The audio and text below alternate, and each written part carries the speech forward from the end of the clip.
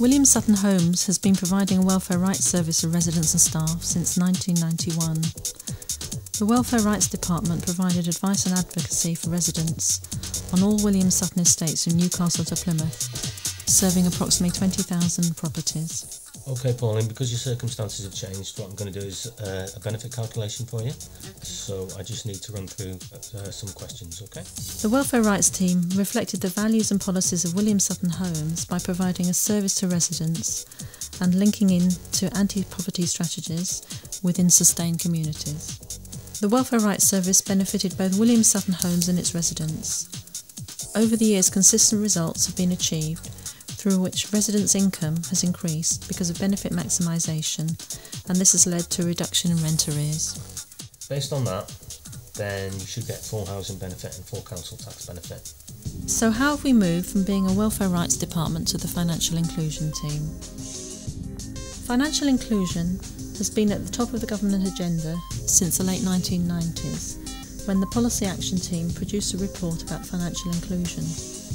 The Homes and Communities Service, the National Housing Federation and the Chartered Institute of Housing have all taken on board the importance of financial inclusion. Social landlords were seen as being in a strong position to reach those that other agencies found it difficult to engage with. I work covering the North Staffs region with other housing officers. A major part of my role is managing rent arrears. The financial inclusion team are a vital role to helping in the management of rent arrears. Residents often find themselves in financial difficulties, finding it difficult to speak to people, and especially a housing officer, because they feel that we're just on the negative side of things. The financial inclusion team do provide a positive service for the resident. For example, today we've had a rent arrears case in court whereby a tenant had buried his head in the sand. It was difficult for us to contact or liaise with him. Now the financial inclusion team have stepped in at the last minute to assist us to prevent this tenant losing his home. We have got a court order in place. We've adjourned it for 2 months so that the financial inclusion team can help this tenant get a backdate on his housing benefit, and also to ensure that he's claiming everything that he's entitled to, so that when we revisit court the situation will be much more positive. My name's Claire Cooper, I'm a housing officer. I work for the North Staffs team.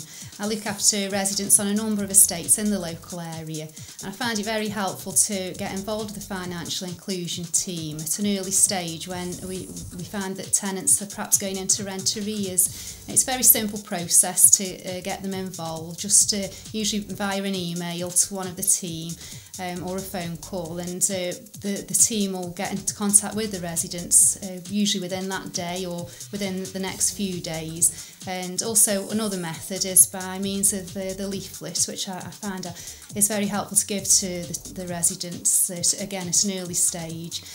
By means of getting the team involved, the residents often feel very much more comfortable because they're having help in dealing with the rent arrears, and they know that they can feel safe in the home because they are getting the support they need. So, what is financial inclusion? Well, financial exclusion refers to the difficulty that many residents have in accessing or using mainstream financial services such as bank accounts, savings, loans, insurance and other products. It's a cause of poverty. People on low incomes pay a poverty premium. They pay more for basic financial and other services because they're financially excluded. Hello, my name's Adrian Jellicoe. I'm the Financial Inclusion Officer for the North, and I cover all the estates from Widnes across the Hull and up to Newcastle. Prior to being in the financial inclusion team, I was a member of the Welfare Rights Service. We looked at concentrating on maximising people's income by ensuring they were claiming all the benefits they were entitled to. Although this is still part of the service, we now look at other aspects of financial inclusion. This includes access to basic bank accounts, affordable credit and money and debt advice. One of the things that we're working on at the moment is contacting all the credit unions in the area. We're hoping to encourage the service they provide with our residents. We see credit unions as playing a vital role in developing affordable credit amongst our residents. They'll provide a good alternative to loan sharks and doorstep money lenders. Now when a residents refer to me, I try to cover all aspects of financial inclusion.